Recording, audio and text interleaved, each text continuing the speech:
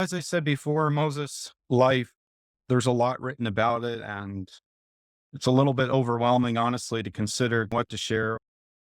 But I thought with the Lord's help, maybe we would start from reading from Acts chapter 7.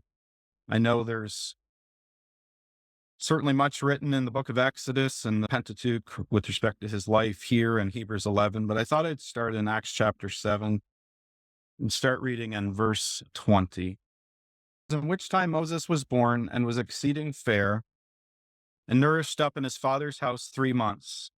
And when he was cast out, Pharaoh's daughter took him up and nourished him for her own son. And Moses was learned in all the wisdom of the Egyptians and was mighty in words and in deeds. And when he was full 40 years old, it came into his heart to visit his brethren, the children of Israel. And seeing one of them suffer wrong, he defended him and avenged him that was oppressed and smote the Egyptian. For he supposed his brethren would have understood how that God by his hand would deliver them, but they understood not. And the next day he showed himself unto them as they strove, and would have set them at one again, saying, Sirs, ye are brethren? Why do ye wrong one another? But he that did his neighbor wrong thrust him away, saying, Who made thee a ruler and a judge over us?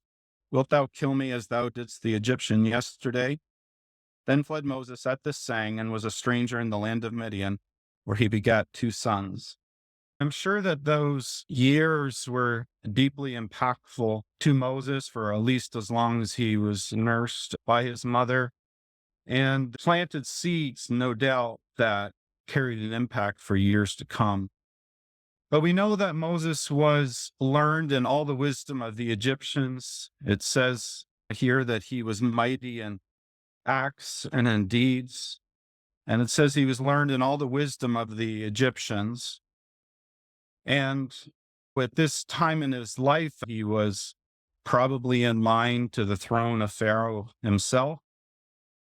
And he really enjoyed, in many respects, all that the world could possibly offer him at that stage in his life. And yet Moses, after a period of time, began to feel the emptiness of it all.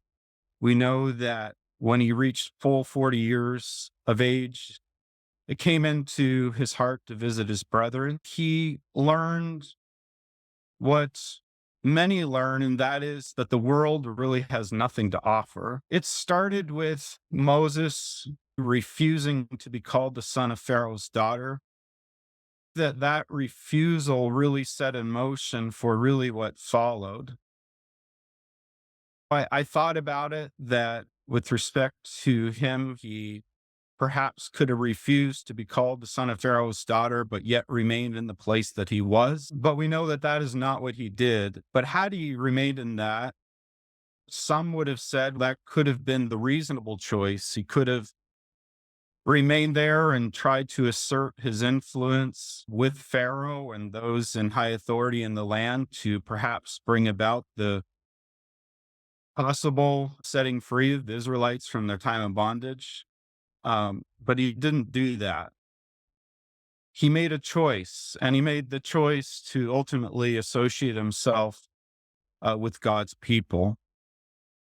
He could have remained with one foot in and one foot out, but that is not the path that he chose. The path that he chose was to suffer affliction with the people of God. And it was really faith that caused or to lead him out of the place that he was to place himself in association with God's people. Better to serve the Lord with those that are despised amongst the Lord's own than to be in the highest courts of the land in association with Pharaoh. We know that no doubt there was satanic power associated with that rule, but Moses did not feel at home there. And so it came into his heart one day to visit his brethren. I don't know the full exercise of his heart before that time, what led him to go out, but he, I'm sure, began to become more keenly aware of what was going on and how his people were being treated. He knew that he was a Hebrew by birth, that these were his people. And so he went out one day, as we know the story, and saw these two men fighting and ended up taking the life of the Egyptian. Moses really thought at that time that perhaps God was going to use him to bring about the deliverance of God's people. But the means by which he went about it really showed that he had a lot to learn, as he really acted in the flesh in the manner that he did. And the next day, when he saw two more Hebrews fighting, it became clear to him that it had been seen and that this had been witnessed, and Pharaoh was going to find out, and he did. And Moses experienced what it was to be rejected by his brethren. And it caused him to flee into the land of Midian as a result, because he knew that there was probably going to be a price on his head for what he had done. But Moses had a lot to learn. In Hebrews 11, his faith is commended. And one of the things that is commended there is that he considered the reproach of Christ greater wealth than the treasures of Egypt, because it says there that he was looking forward really to the reward, or the recompense of reward. Days of Moses' life, please continue to the link below or follow the next segment over on Common Thoughts of Christ on the YouTube channel or your favorite podcast platform. And we look forward to learning more about Moses as he grows into the next phase of his life and how God deals with him.